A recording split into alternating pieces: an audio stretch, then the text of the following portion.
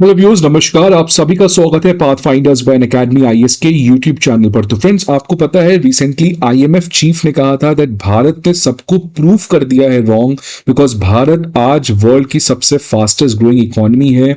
एक perfect example है Indian economy of stability and resilience. और आईएमएफ चीफ ने उन तमाम तरीके के क्रिटिक्स जो भारत की इकोनॉमी के ऊपर सवाल उठाते थे, उनको बेसिकली एक तरीके का रिजेक्शन करने का काम किया था।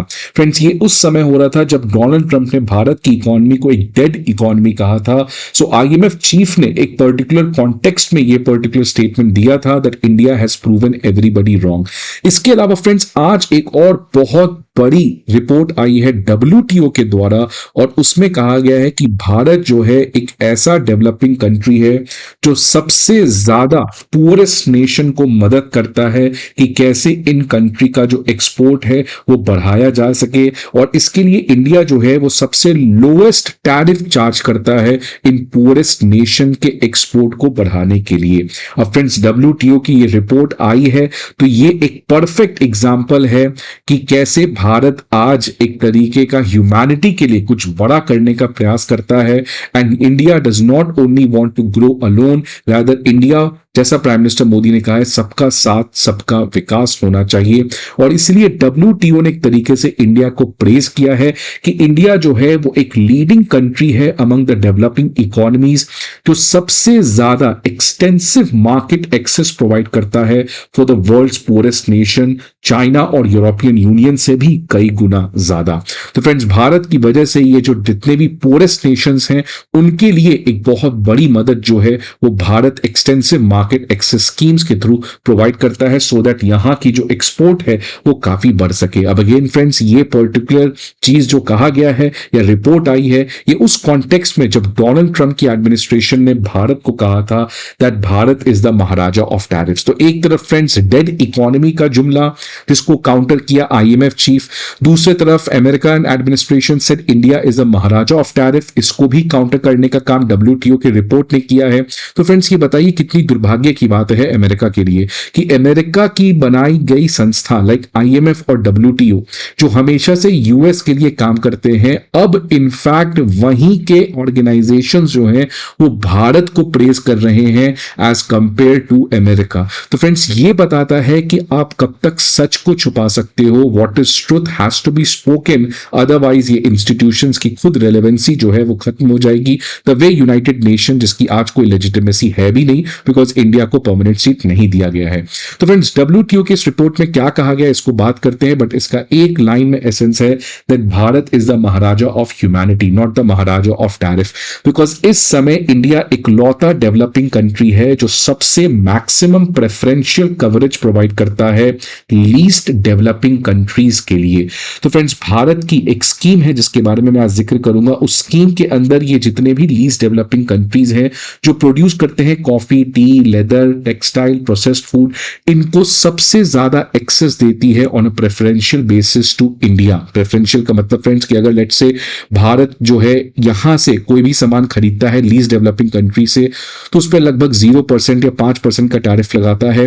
लेकिन भारत अगर इनको बेचता है तो ये कंट्री 20, 40, 50% लगाते हैं। मतलब रेसिप्रोसिटी नहीं है, इंडिया इनको मदद करता है, इंडिया एक्सपेक्ट नहीं करता है कि ये हमसे मदद करे, बिकॉज ऑब्वियसली ये दोनों इक्वल्स नहीं है। And treating equality among the unequals is in fact inequality and justice. और इक्वालिटी के लिए जस्टिस, फेयरनेस का होना बहुत जरूरी है।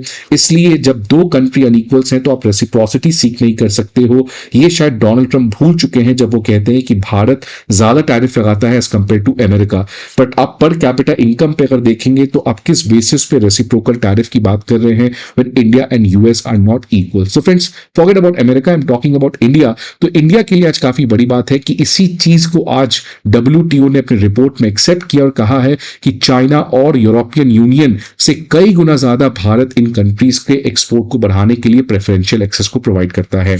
डब्ल्यूटीओ सेक्रेटेरिएट की लेटेस्ट रिपोर्ट आई है फ्रेंड्स, उसमें कहा गया है कि इंडिया की जो स्कीम है जिसका नाम है DFPT, duty free tariff preference scheme, इसके अंदर लगभग 95%, 95% गुड्स जो लीस्ट डेवलपिंग कंट्री से भारत में आते हैं उनके ऊपर लगभग जीरो टैरिफ लगाया जाता है, जिसकी वजह से भारत का ये जो हमारा डीएफटीपी स्कीम है, ये सबसे ब्रॉडेस्ट मार्केट एक्सेस प्रोग्राम है जो और कोई कंट्री इतना ज्यादा अपने मार्केट के एक्सेस को प्रोवाइड नहीं करता है। फ्रेंड्स, अगर मैं स्कीम की बताऊं तो duty free tariff preference scheme जो है ये भारत ने 2008 में लॉन्च किया था। It is only for the least developing country.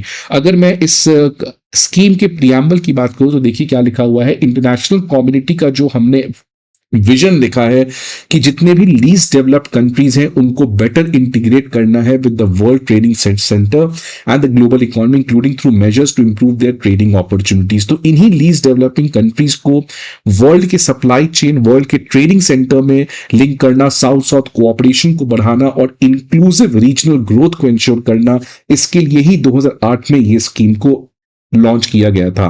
Friends, WTO के रिपोर्ट में इस चीज को भी माना गया है कि भारत इसीलिए आज एक लीडर है ग्लोबल साउथ कंट्री का, बिकॉज भारत के इस डीएफटीपी स्कीम का ही आज नतीजा है कि जितने भी लीस्ट डेवलपिंग कंट्रीज हैं इन एशिया एंड अफ्रीका, इनका एक्सपोर्ट सिग्निफिकेंटली बूस्ट होने में मदद हुआ है। ऑल्दो फ्रेंड्स, एशिया और अफ्रीका के जो लीस्ट डेवलपिंग कंट्री हैं वो सबसे ज्यादा ट्रेड नो डाउट चाइना के साथ करते हैं, बट सबसे ज्यादा जो इनको सपोर्ट करता है, जिसकी वजह से इनको इनिशियल जंप मिला था अपने एक्सपोर्ट को बढ़ाने के लिए, वो था भारत, बिकॉज भारत इनको सबसे ज्यादा मार्केट एक्सेस प्रोवाइड करता था।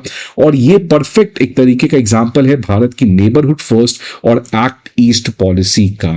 फ्रेंड्स, देखिए डब्ल्यूटीओ के फॉर्मर नेगोशिएटर ने क्या कहा कि India's leadership in providing real measurable access to LDCs, least developing country, contrast sharply with China's resource driven engagement model. ये बहुत ही बड़ी स्टेटमेंट है फ्रेंड्स कि चाइना कैसे किसी कंट्री के साथ डील करता है, not because of charity but उनके रिसोर्स को लूटना होता है। इसलिए चाइना हमेशा से अपने ट्रेड में रिसोर्स को बहुत बड़ा फोकस करता है, लेकिन भारत जो है वो रियल मेजरेबल एक्सेस देता है विदाउट एनी क्विड प्रोक्यो, मतलब हम कोई भी रेसिप्रोसिटी या कोई भी हमारा हिडन वेस्टेड इंटरेस्ट यहां पे देखने को नहीं मिलता है।